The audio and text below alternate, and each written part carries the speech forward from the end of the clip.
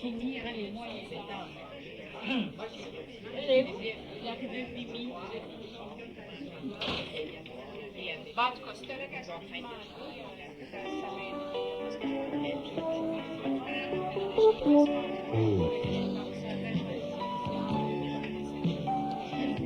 Ça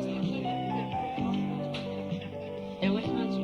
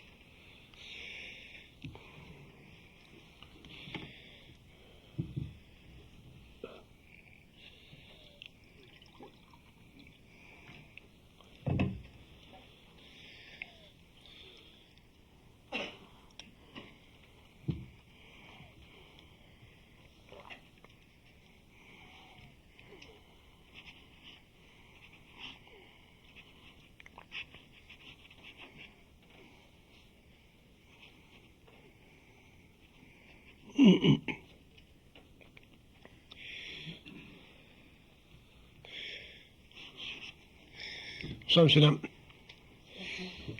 Alors, toujours dans le cadre de la psychologie évolutionnaire, je voudrais regarder un aspect du développement social de l'homme, un aspect du développement psychologique de l'individu, à savoir se réinventer. Comment se réinventer? L'homme dans une société complexe où tout est extrêmement dynamisé doit apprendre à se réinventer parce que les fondations sociales sont dans un flux qui devient de plus en plus accéléré. Et dans un sens, l'individu est de moins en moins rattaché à la terre. Donc, il est de moins en moins rattaché à une structure de vie techniquement stable. Et aujourd'hui, comme le dit le langage populaire, l'homme doit apprendre à surfer. Et se réinventer, ça permet à l'homme d'apprendre à surfer dans une société complexe et de plus en plus rapide. Dans une société de plus en plus aliénée, où le profit souvent remplace l'humanisme. On ne peut pas changer la société, mais on peut se changer soi-même. Et c'est comme ça qu'il faut le voir. Donc, savoir se réinventer, ça fait partie de se changer soi-même. Et un homme qui n'apprend pas à se changer lui-même est voué avec le temps à être embrasé par le feu social, et il est voué aussi avec le temps à perdre contrôle sur sa vie. Quand on voit dans une société des gens qui errent dans les rues, quand on voit des malades qui sont étendus dans des corridors d'hôpitaux et qui attendent les soins, parce que les gouvernements ne sont pas capables d'accélérer ou de stabiliser les choses, parce que ça coûte trop cher, pour toutes sortes de bonnes raisons, de mauvaises raisons. Quand on voit que l'individu est de plus en plus pénalisé par l'industrialisation de la nourriture dans le monde, allez faire un tour du côté américain, vous allez voir. Quand on réalise que des forêts entières sont détruites par des corporations en un clin d'œil, c'est là qu'on voit que c'est très important pour l'homme de savoir se réinventer, parce que devant le constat, devant l'observation devant le choc du présent, on ne parle même pas du choc de l'avenir, ou du choc du futur, on parle du choc du présent. Quand on réalise que des individus chevronnés, des nurses, des infirmières, des médecins ne sont plus heureux dans le travail, des gens qui sont nécessaires dans la société, des éducateurs qui ne savent plus où mettre la tête, parce que l'autorité est totalement fracturée, le respect n'existe plus. Si on ne sait pas se réinventer, on vit une situation dangereuse. On vit une situation qui est, dans un sens, un retour à un nouveau nihilisme. Et probablement que ce nihilisme que nous vivons au XXIe siècle sera plus dangereux que le nihilisme purement philosophique de Sartre ou des penseurs des années 30 en Europe, durant la guerre, où durant cette période, on avait pour le moins à combattre des idéologies qui s'avéraient un peu détestables, un peu contraires aux ambitions, aux idéalismes humains basés sur la liberté de l'esprit. Ce n'est plus ce problème que nous avons maintenant. Nous ne sommes plus prisonniers des idéologies fascistes.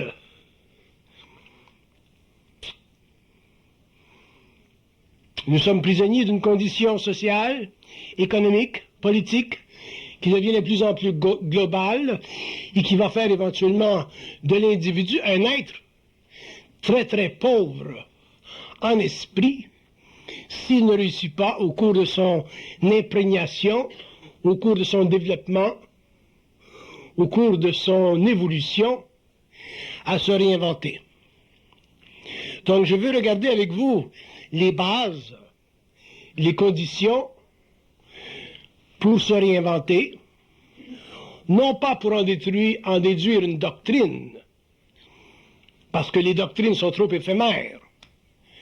Les doctrines caractérisent trop une façon de penser dans un certain temps, qui est éphémère. Mais dans le but de donner à l'homme sa place, dans un univers qui est de plus en plus petit, et dans un monde qui accélère à la vitesse de la folie.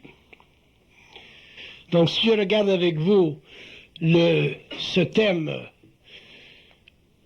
savoir se réinventer, je vois que l'individu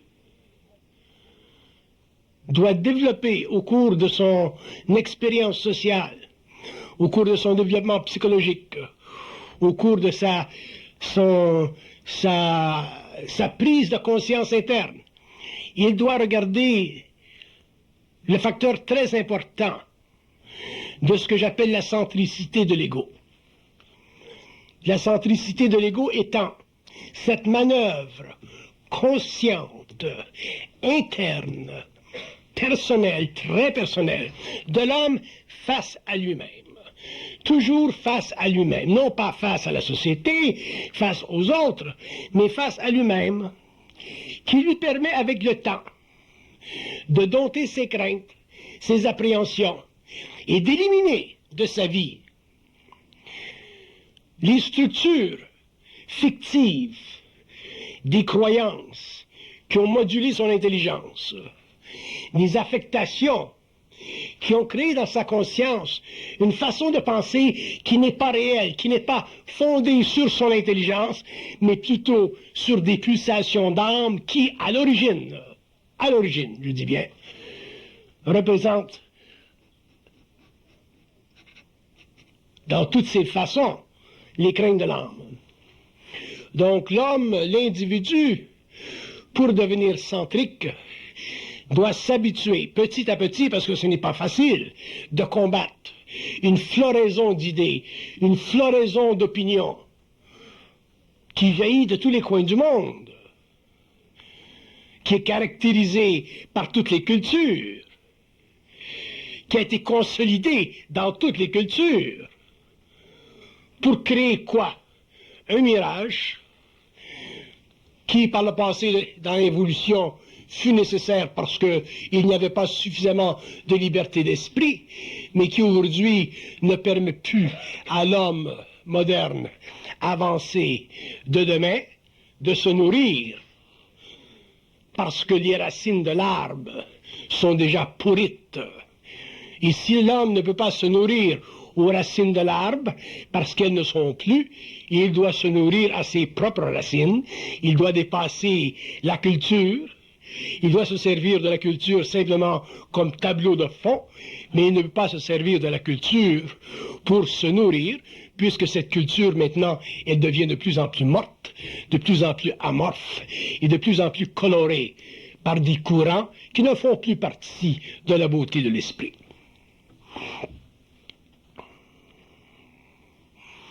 Donc, savoir se réinventer nécessite un certain degré de centricité. Qu'est-ce que j'appelle la centricité? C'est cette façon d'être qui permet à un individu de se regarder dans un miroir qui lui rapporte toujours les images que lui-même a créées, et non pas des images qui ont été glorifiées par le monde à l'extérieur de lui.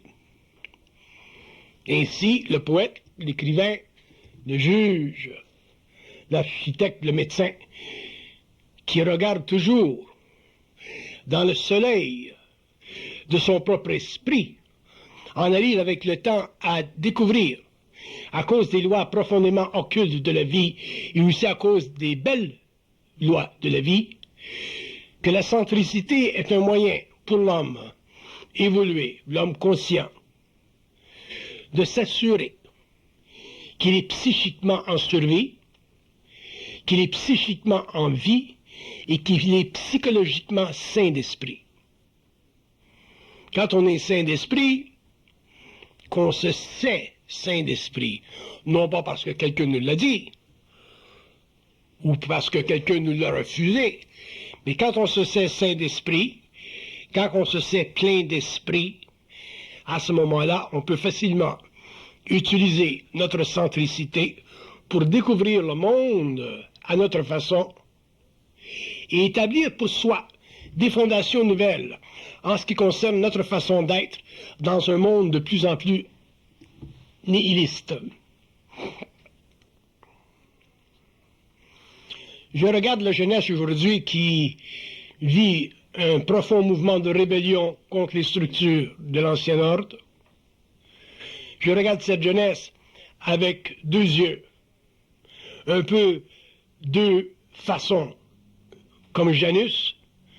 D'un côté, cette jeunesse qui, demain, sera celle qui apportera un nouveau soupir dans un monde éteint, et en même temps, cette jeunesse qui souffre d'identité parce que nous, les pères, nous ne lui en avons pas donné une.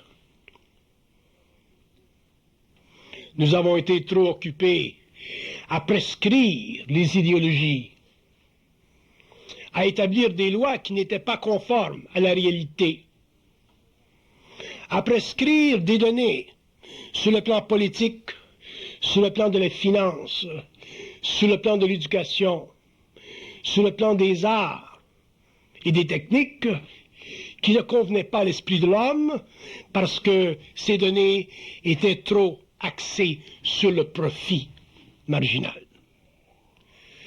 Donc on ne peut pas blâmer la jeunesse, ça fait partie de son évolution, ça fait partie de son travail. Mais l'individu qui est dans cette jeunesse et qui vit un peu la terreur de la disproportion, qui vit un peu la dislocation, qui regarde en arrière dans l'histoire de l'homme et qui voit les pères qui ne lui ont pas laissé quelque chose dont il put se nourrir, même pas les philosophes. Ce n'est pas surprenant qu'aujourd'hui, en France, on parle de l'ATS, on parle du suicide, comme si c'était une façon d'être avant de mourir.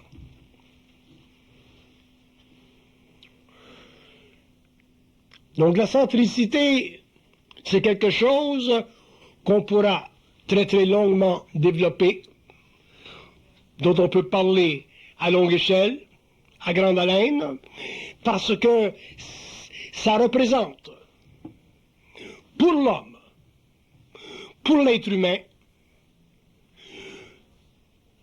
le premier mouvement de sa conscience vers l'affranchissement de son être par rapport à une historique qui s'est effondrée. Et pour moi, une historique qui s'est effondrée, c'est une historique qui n'a plus d'esprit.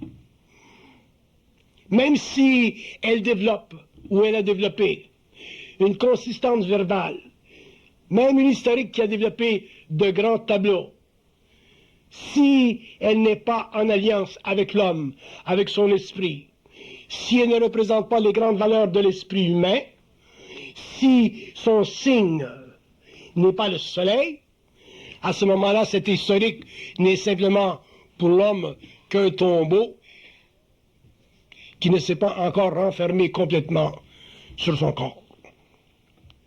Donc l'homme a besoin de la centricité. Et la centricité lui permettra avec le temps de s'affranchir du passé, de la mémoire de la race, qui n'est plus nécessaire pour un homme conscient, puisqu'elle n'a servi qu'à asservir l'homme inconscient. Mais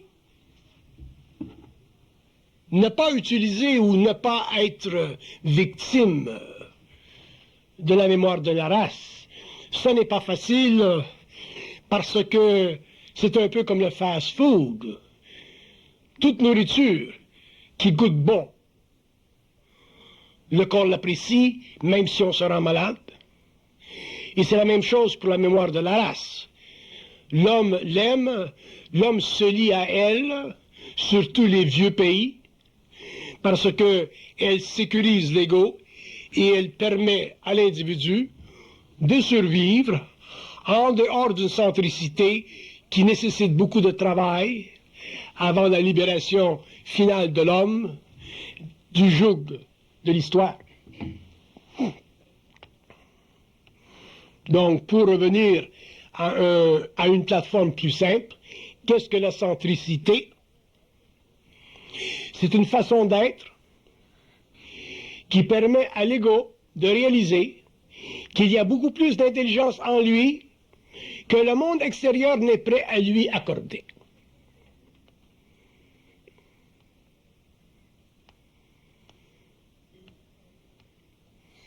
Si vous sentez de l'intelligence en vous, si vous sentez votre intelligence, si vous avez goûté un peu de sa lueur, vous devez vous habituer à elle, parce qu'elle fait partie de vous. Vous devez continuer à gravir les marches de cette grande pyramide dont le sommet est couronné par le soleil, c'est-à-dire le feu créatif de votre propre conscience. Si vous cherchez à vivre et à demeurer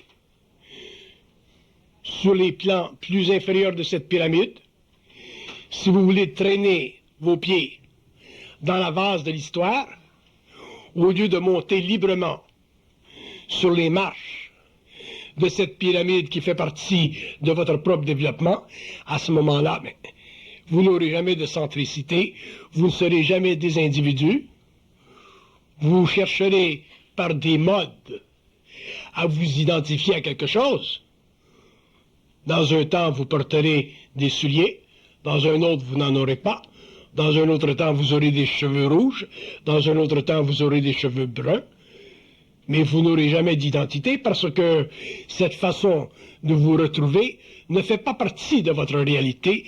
Elle fait partie de la mode, c'est-à-dire de ces mouvements sociaux qui ont tendance à éteindre chez l'homme la vraie réalité pour ne faire transparaître que la rébellion fictive.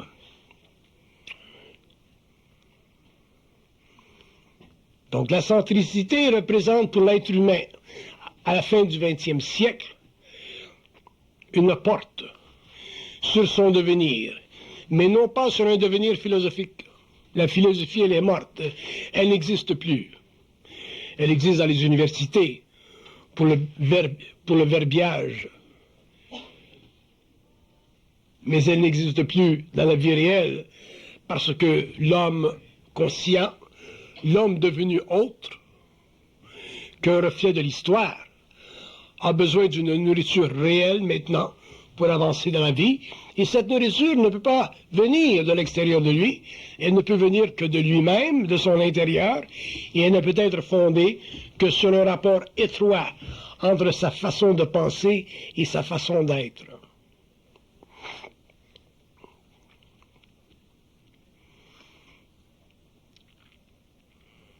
Comment savoir si votre façon de penser convient à votre façon d'être?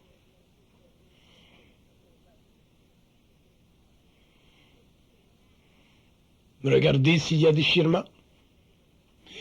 S'il y a déchirement entre votre façon de penser et votre façon d'être, il y a une condition chez vous qui n'est pas réalisée, il y a une centricité qui n'est pas établie, il y a une confrontation entre le désir et l'idéal, il y a une recherche d'identité, vous n'êtes pas en paix.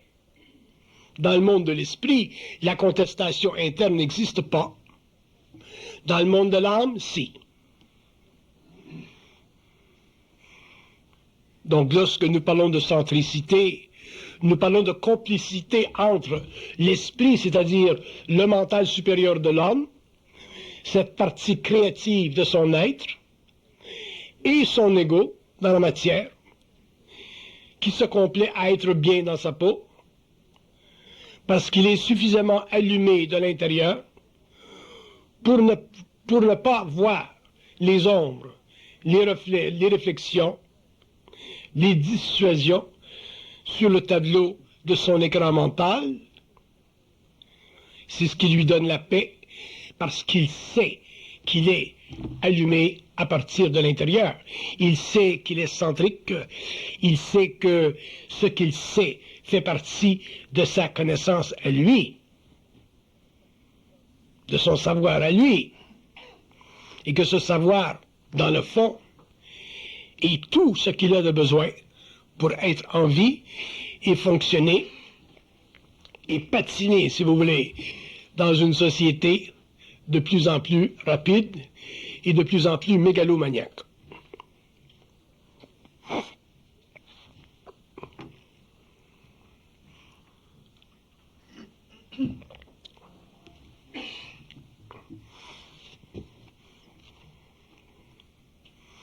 Je regardais ce soir une personne qui lisait un livre sur Freud,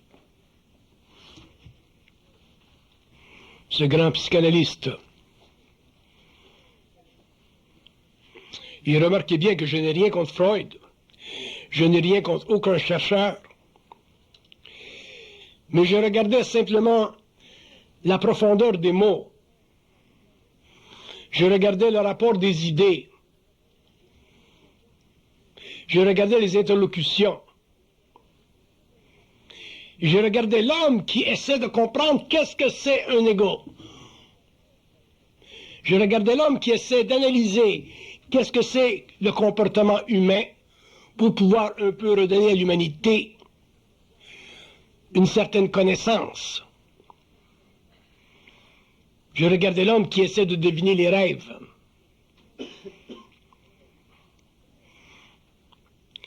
Et c'est triste de réaliser jusqu'à quel point de grands hommes sont petits.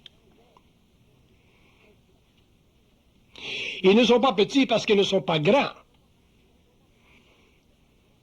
Ils sont petits parce qu'ils ne connaissent pas les lois de leur intelligence. Ils ne savent pas parler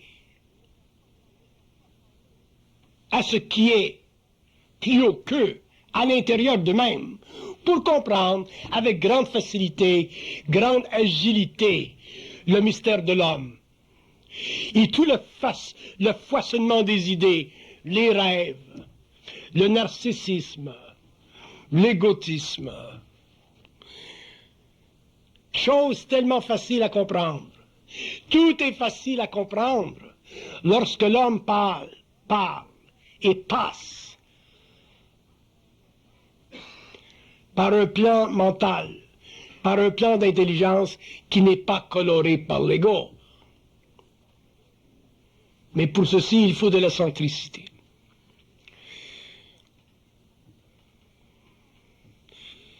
Si on me demandait quel est le plus grand problème de l'homme, je dirais que le plus grand problème de l'homme est le manque de centricité chez lui, qui est la raison pour laquelle il n'a aucune définitive identité.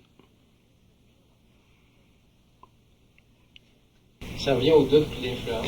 Ça revient au doute et à l'influence parce que le doute, c'est la totale absence d'intimité avec soi. C'est la totale incapacité de savoir que l'on sait, parce qu'un homme qui sait qu'il sait ne vit pas le doute. Et aussi, ça empêche l'homme d'être affairé à des influences extérieures qui colorent sa conscience et qui lui créent encore plus de doutes, parce qu'il y a constamment un objet d'observation, un mécanisme d'observation qui se crée en lui, et ce mécanisme d'observation n'est jamais suffisamment lucide pour lui permettre de comprendre parfaitement l'influence et d'éliminer complètement ou parfaitement le doute. C'est pour ça qu'on dit qu'un homme qui sait ne veut rien savoir. Un homme qui sait ne veut rien savoir parce qu'il a simplement à savoir pour réaliser qu'il sait. Il n'a rien à chercher, il n'a pas à faire de recherche, il n'a pas à se fatiguer l'esprit pour découvrir le mouvement interminable de cette énergie qui fait partie de sa constitutionnalité. Nous avons passé des siècles à faire de la philosophie, à réinventer et à réinventer les vieux tombeaux. Nous avons passé des siècles à regarder les idées. Nous avons passé des siècles à vouloir réorganiser les énergies de l'humanité dans des grands courants idéologiques qu'on a appelés le socialisme, qu'on a appelé le fascisme, ainsi de suite. Pourquoi? Parce que l'homme n'était pas centrique. Si l'homme était centrique, il pourrait de lui seul mettre un arrêt aux flots qui viennent vers lui. Il garderait constamment son corps sec et à l'abri des grandes puissances, et il laisserait passer autour de lui, dans un mouvement magique, toutes les forces sociales qui peuvent s'inventer et se réinventer dans le tableau historique. Mais lui, en tant qu'individu, il ne serait pas mouillé par les grands efforts. Il ne serait pas mouillé par ceux qui pensent. Et surtout, il ne serait pas mouillé par ceux qui pensent qu'ils pensent. Donc, nous aurions quoi à ce moment-là? Nous aurions un nouvel homme. Nous aurions un homme qui serait en pleine découverte, toujours dans un mouvement de dépassement par rapport à l'histoire, par rapport à la mémoire de la race, par rapport aux conflits fondamentaux qui servent sur la Terre à créer entre les hommes des divisions. Donc il vivrait sa vie et il serait libre, non pas sous le chapiteau du libre arbitre, mais il serait libre dans la façon d'être. Et sa liberté serait créative, elle ne serait pas philosophique, elle serait fondamentalement basée sur le principe de la centricité. C'est pour ça que nous avons donné à cette psychologie le terme de psychologie évolutionnaire. Pourquoi? Pour la distinguer des psychologies réflexives, pour la distinguer des philosophies qui ont été pensées par l'homme, pour la distinguer des psychologies qui n'ont pas été prescrites à l'homme à partir d'un plan mental qui ne fait pas partie de la mémoire de sa race, afin de pouvoir finalement comprendre les terrifiantes questions existentialistes qui ont toujours confronté l'humanité: d'où je viens, d'où je suis, où est-ce que je vais. Même la grande question psychologique du moderne. Qu'est-ce que l'ego? Ces questions sur le plan mental sont facilement résolvables. Ces questions sur le plan mental sont facilement accessibles à tout être humain, qu'il soit très avancé dans le discours des mots ou qu'il soit très simple en esprit dans son monde personnel. Parce que le savoir n'a rien à voir avec l'éducation. Le savoir fait partie de la pénétration de la lumière chez l'homme.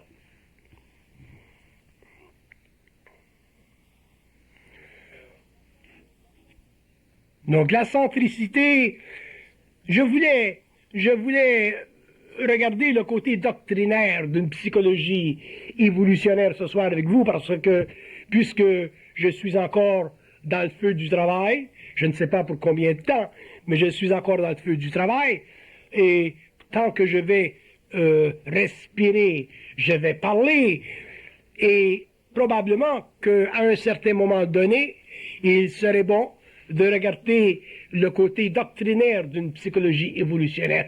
Quelles sont les fondations? Quelle est la fondation? Quel est le rock bottom, comme on dit en anglais, de cette science? Où se situe le caractère ineffable, inébranlable de cette science de l'esprit? Et quel siècle? 21e siècle? 22e siècle?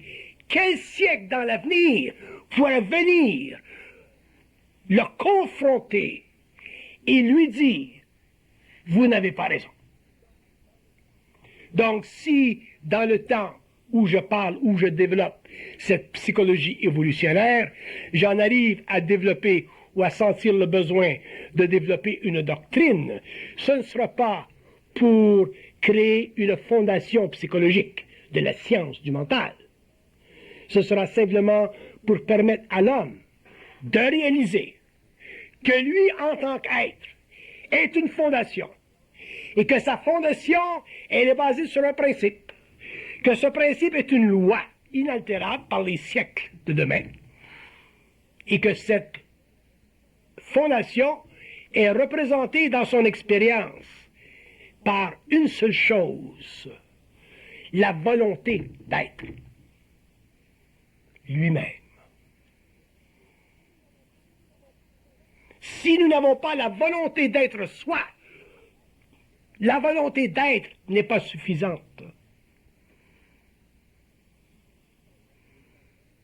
Les existentialistes, les philosophes du passé ont parlé, ont voulu exprimer la volonté d'être, the will to be.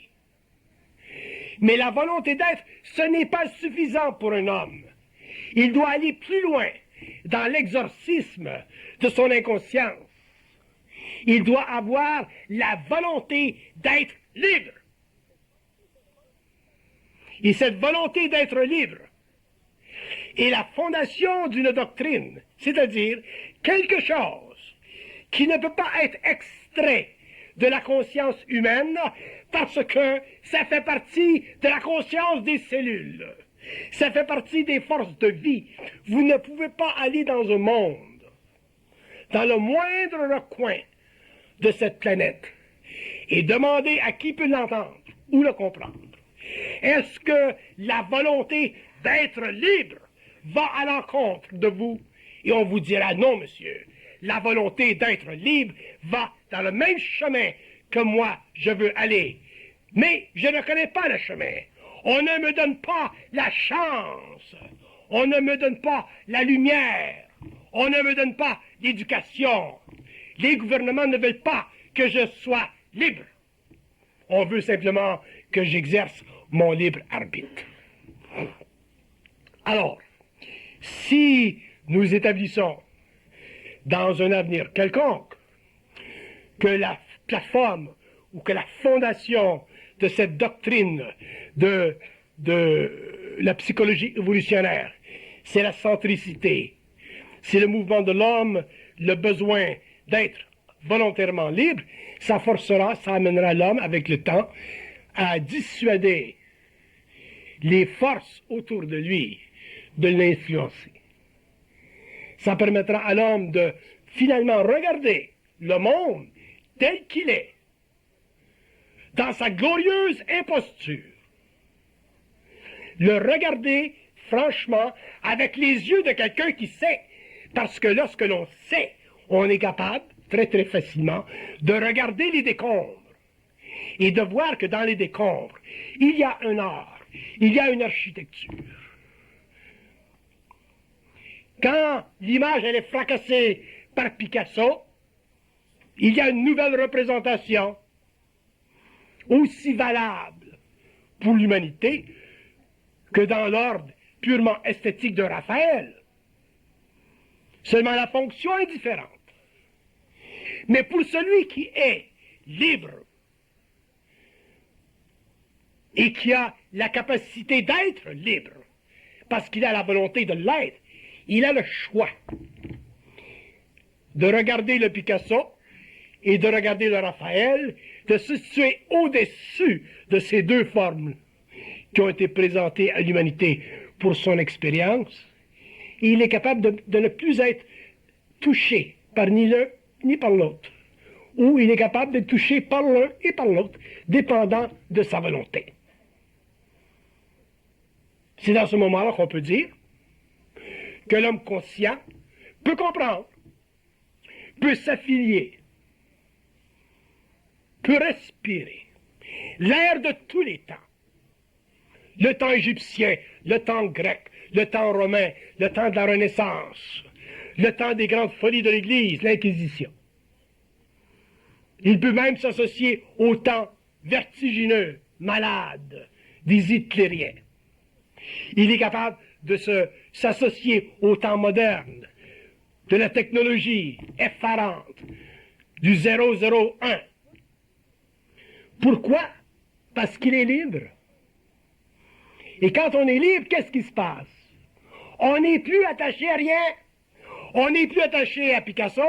On n'est plus attaché à rien. On regarde la forme. On sait qu'elle fait partie du mouvement temporel. On sait qu'elle fait partie des différents appétits de l'homme. On sait qu'elle fait partie des différentes structures nécessaires pour galvaniser une humanité, pour lui donner une orientation. Mais, en tant qu'homme, on est libre. On apprécie ceci, on apprécie cela. On voit ceci, on voit cela. Mais on n'est plus prisonnier de la forme. Parce qu'on n'est plus influençable.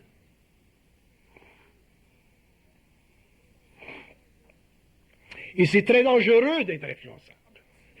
Parce que quand on est influençable, on prend un petit peu de ceci, un petit peu de cela, un petit peu de ceci, un petit peu de cela, et on finit avec quoi? On finit avec une salade grecque. Vous savez, qu'est-ce que c'est une salade grecque?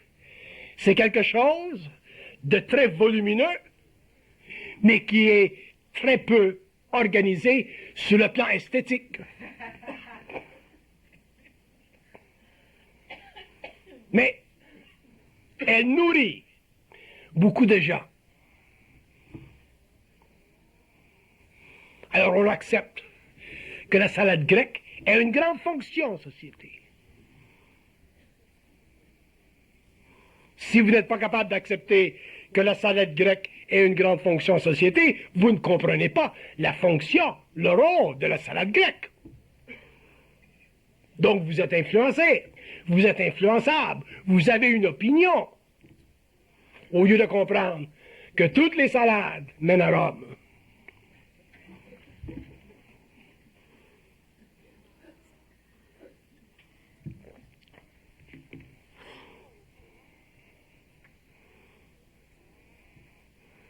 Et vous verrez un jour que cette phrase, qui semble aujourd'hui un peu drôle, un peu comique, que toutes les salades mènent à Rome, que c'est effectivement ce qui se produit dans le monde. Et vous réaliserez un jour que rendu à Rome, c'est autre chose qui se passe. Il y a un autre mouvement rendu à Rome. Rome, c'est pas fini. Rome, c'est le début. C'est à Rome que l'homme consolide ses forces.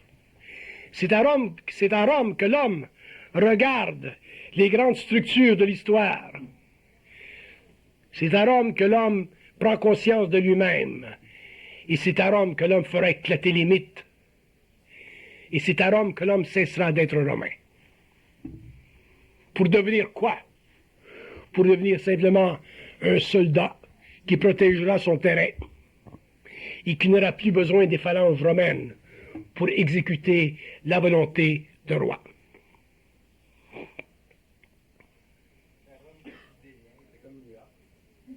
C'est à Rome que l'homme va se déniaiser parce que, rendu à Rome, autrement dit, rendu dans le centre de lui-même, lorsqu'il fera face à lui-même, lorsqu'il sera suffisamment solide, lorsqu'il aura suffisamment une diminution de ses craintes, pour commencer à réaliser que, oui, effectivement, il est bien, il est intelligent, il est solide, il se sent bien dans sa peau, ainsi de suite. Et au fur et à mesure où il pourra consolider cette prescription interne, il verra qu'effectivement, il est grand homme et qu'il est grand temps qu'il se manifeste dans le monde en tant qu'homme, et c'est là qu'il trouvera sa voie. C'est là qu'il se découvrira une façon d'être créatif et qu'il réalisera que la vie l'avait amené jusqu'à ce point simplement pour une raison, pour voir s'il avait de l'âme ou de l'esprit.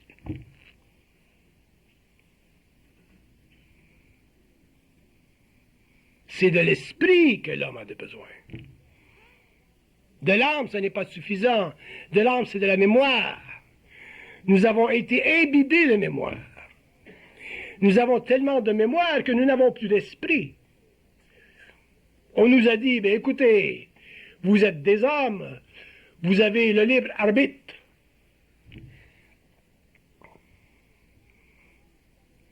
Mais c'est rire de l'homme de lui dire qu'il a le libre arbitre. Si on a le libre arbitre, on ne finit pas sous la roue d'un camion en sortant d'un parti où on a souri et où on a baisé, où on a bu. Quand on est libre, on ne finit pas sous la roue de rien. Mais lorsqu'on a le libre arbitre, on finit sous toutes sortes de conditions. Ça nous crée un choc. On dit, comment se fait-il que j'ai le libre arbitre et que je passe en dessous d'une maison et que la pierre me tombe sur la tête? Et là, on réalise que la liberté n'est pas là. Elle doit être plus profondément ancrée dans le souterrain de l'homme.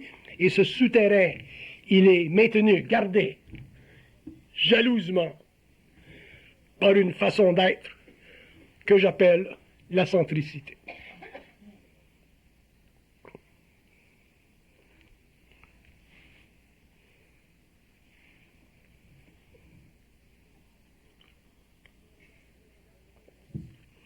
Si on regarde un autre volet de la centricité, la centricité, c'est une façon d'explorer le médium cosmique de l'individu. À partir du moment où un homme est centrique, à partir du moment où il est en vibration, à partir du moment où il est dans son esprit, il peut explorer ad infinitum le caractère essentiellement cosmique de son être, c'est-à-dire qu'il a la capacité de définir, selon son bon vouloir, la nature de son propre mystère. C'est lui, finalement, qui détient les clés de son propre royaume. Il n'a plus besoin d'aller à l'archevêché, il n'a plus besoin d'aller dans le monde et de demander la permission d'être en volonté.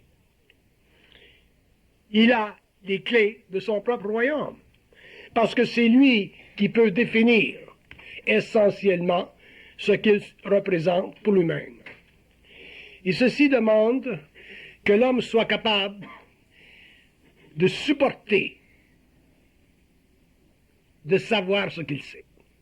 Si vous n'êtes pas capable de supporter, de savoir ce que vous savez, même si ce que vous savez est embryonnaire, même si ce que vous savez est petit pour le moment, même si ce que vous savez n'est pas parfaitement ou d'une manière éloquente exprimé dans le monde, le fait que vous avez déjà un peu de lumière devrait vous suffire pour aller plus loin dans la pénombre. Mais si vous rejetez ce peu de lumière, parce que de grands hommes autour de vous, de grands éducateurs, de grands penseurs, de grandes mémoires, les nobles de l'Antiquité ne vous en donnent pas l'autorité, à ce moment-là, vous ne pourrez jamais goûter de vous-même et vous ne saurez jamais comment vous réinventer. Parce que se réinventer veut dire un certain nombre de choses. Premièrement, se réinventer veut dire mettre un arrêt, une fin à ce qui est karmique dans notre vie personnelle. Autrement dit, mettre un arrêt, une fin à ce qui ne fait pas partie de notre volonté d'être. Et si nous n'avons pas la volonté, la puissance interne de mettre fin à ce qui ne fait pas partie de notre volonté d'être, nous demeurerons prisonniers, victimes de cet aspect monstrueux qui est la programmation de la vie, qui est techniquement le karma de l'homme.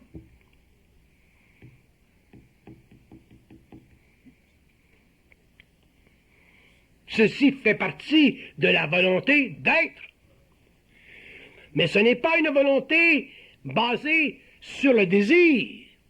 C'est une volonté basée sur la capacité de l'homme d'abattre ses craintes. Toutes ses craintes.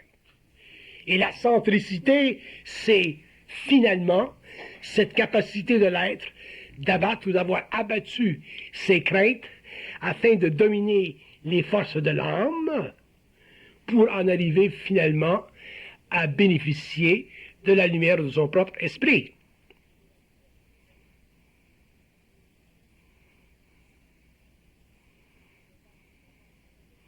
Donc, quand on parle de savoir se réinventer, ce n'est pas simplement se trouver un autre job. Bien que se trouver un autre job puisse faire partie de ce grand remaniement des forces internes. Mais se réinventer veut dire pouvoir abattre en soi les craintes qui nous ont serré la gorge, qui nous ont empêchés en tant qu'hommes ou en tant que femmes de dépasser nos conditions, nos programmations et dans beaucoup de cas nos karmas, parce que les forces de l'âme qui utilisent la crainte ont été plus grandes que les forces de l'esprit qui sont très guerrières et qui se transmutent facilement en poison pour tout ce qui est anti-homme.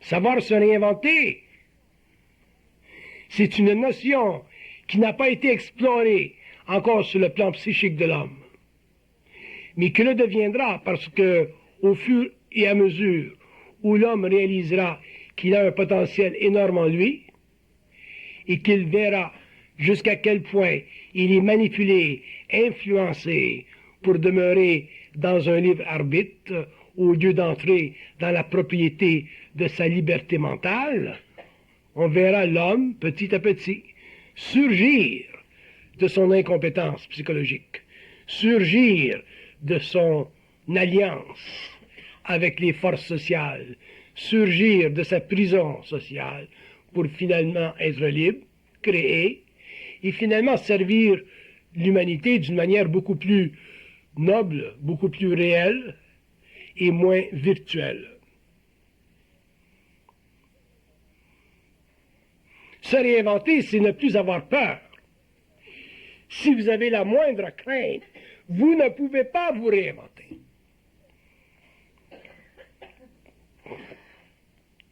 Parce que la crainte vous serrera la gorge. La crainte vous fera croire que vous êtes petit, que vous avez des limites. La crainte vous fera réaliser que la mesure que vous avez de soi n'est pas aussi grande qu'elle devrait l'être, la crainte vous fera penser que vous n'êtes pas fait pour la grandeur de l'homme, pour la grandeur de l'être, pour la réalité qui est vôtre. Donc la crainte sera toujours votre ennemi numéro un. Donc savoir se réinventer demandera chez l'homme une centricité qui sera le produit de l'élimination, de la destruction graduelle de la crainte, afin de pouvoir éventuellement surgir comme le phénix de ses propres cendres.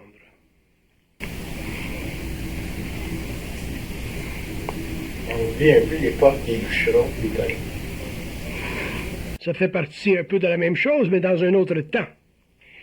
Les gens qui ont créé de nouvelles colonies, qui ont ouvert des mondes, ont été obligés pour le faire de dépasser les craintes normales, anciennes, qui étaient convoquées par des esprits qui n'avaient pas sur l'histoire de pouvoir, parce qu'ils n'avaient pas sur l'histoire leur propre pouvoir. Donc ces hommes étaient obligés pour une raison ou une autre à affronter leur destinée. Alors que l'homme conscient ne sera pas obligé d'affronter sa destinée dans le sens d'en être paralysé. Il pourra éventuellement la changer, il pourra éventuellement lui donner le visage qui lui convient parce que il aura suffisamment d'esprit pour comprendre que la destinée n'existe que dans la mesure où l'homme réfléchit à sa propre condamnation. Imaginez-vous votre propre condamnation. Imaginez-vous le fait que vous avez le cancer. Imaginez-vous le fait que votre mari vous a laissé. Imaginez-vous le fait que vous avez perdu votre job. Imaginez-vous le fait que vous êtes paralysé. Lorsque vous êtes pris et que vous êtes limité à votre propre condamnation, vous avez conscience de votre destinée. Et ce n'est pas là la vraie destinée de l'homme. La destinée de l'homme, elle est partagée entre la puissance de son esprit et l'irrévocabilité de sa progression. Dans la mesure où cette progression doit être poussée en arrière. C'est là la vraie destinée de l'homme. Donc la destinée de l'homme, ce n'est pas le premier exposé qu'il a à sa vie. C'est le deuxième, le troisième, jusqu'au jour où il meurt. Donc si vous ne vivez qu'au niveau de votre première destinée, vous verrez que vous êtes limité à un nombre de choses qui ne vous amènent pas loin dans la vie. Si vous allez plus loin dans l'exercice de votre liberté d'être, vous verrez qu'il y a un autre plafond, un autre plan à votre destinée et que ce plan est beaucoup plus sous votre contrôle que l'autre auparavant. Et si vous allez plus loin encore, dépendant de la puissance qui vous reste, de la volonté qu'il vous reste à manifester dans le monde, peut-être que vous découvrirez une troisième destinée. Un peu comme le chat qui se découvre une vie, 2 vies, 3 vies. Le chat est réellement un animal qui représente très bien pour l'homme le caractère réellement extensible de sa destinée, parce qu'il est capable de passer d'un plan à un autre, à un autre. Il est capable d'exercer une élasticité dans son expérience qui défie en général le mortel.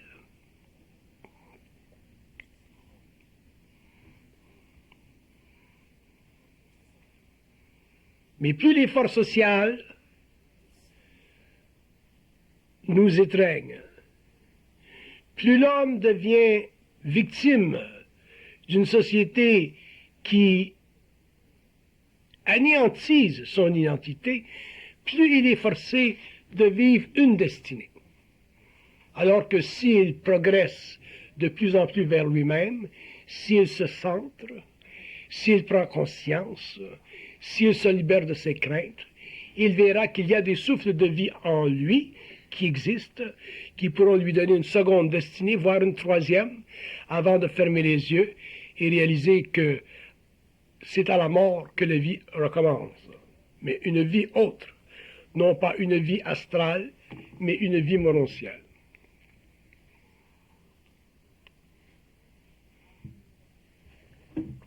Savoir se réinventer demande que l'homme puisse concevoir qu'il n'y a pas de limite en lui. Si vous ne pouvez pas concevoir une absence de limite chez vous, vous aurez de la difficulté à vous réinventer parce que les craintes vous serreront la poitrine. Ils vous créeront l'impression que c'est votre destinée d'être petit homme. Alors qu'en réalité, ce devrait être votre destinée d'être grand homme, ou plus grand homme, ou plus homme.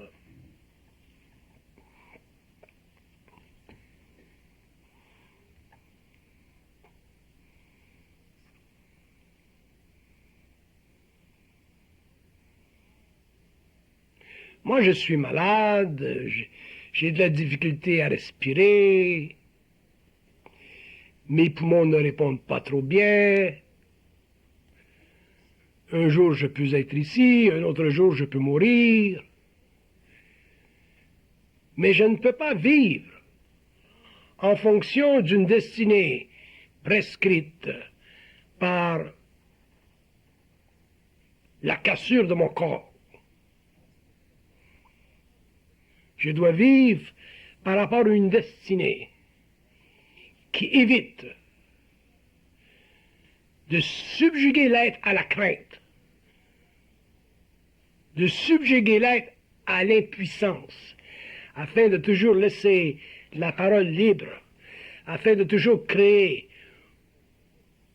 un mouvement limpide où l'esprit vibre, amène quelque chose dans le monde, et lorsque l'esprit aura fini ce travail, et que la première ou la deuxième ou la troisième destinée aura finalement apparu dans l'expérience, à ce moment-là, l'esprit se retire, le corps fléchit et l'homme est libre.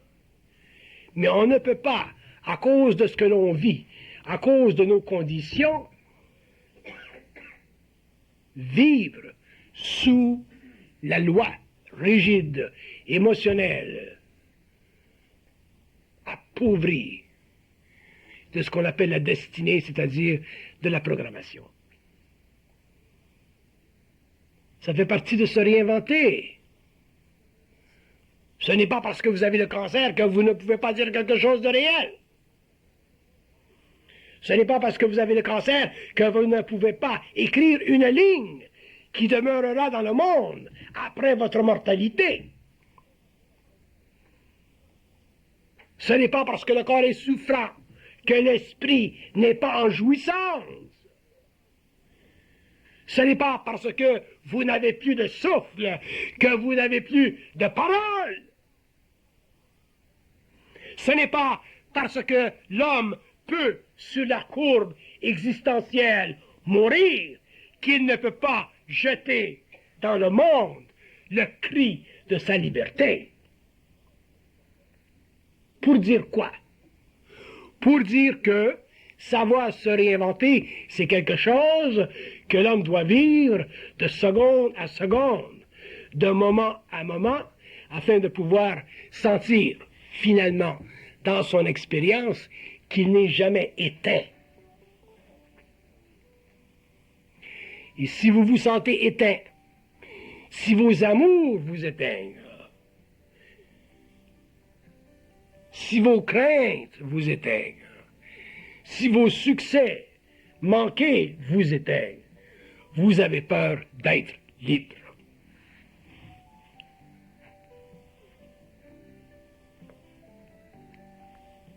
C'est seulement la crainte qui vous crée cette impression. C'est seulement la crainte qui vous fait croire que la destinée que vous avez est la dernière, alors que la destinée que vous avez doit être rejetée pour finalement donner naissance à une autre, qui est plus grande, plus libre, qui est une réinvention de l'ancienne, afin que vous puissiez finalement professer dans le monde que vous faites partie d'une nouvelle humanité.